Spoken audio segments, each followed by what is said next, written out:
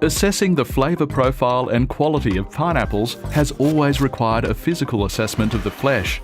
Laboratory tests measure sweetness and acidity, methods that are time-consuming and invasive, leaving the fruit unfit for sale. Researchers at Curtin, Malaysia are refining an alternative approach that is non-destructive. PineSense is an artificial intelligence-driven method that has benchmarked the correlation between the colour of the fruit's shell and its sweetness or acidity. An image of each pineapple is separated from its background, and its colour data is assessed through quality prediction modelling. Where current methods will represent batches of fruit, PineSense's capability to assess quickly and accurately now makes it possible to grade individual pineapples for different sectors of the market during processing. By keeping the fruit intact, this new approach to testing could prevent up to 500,000 tonnes of global pineapple production being wasted annually.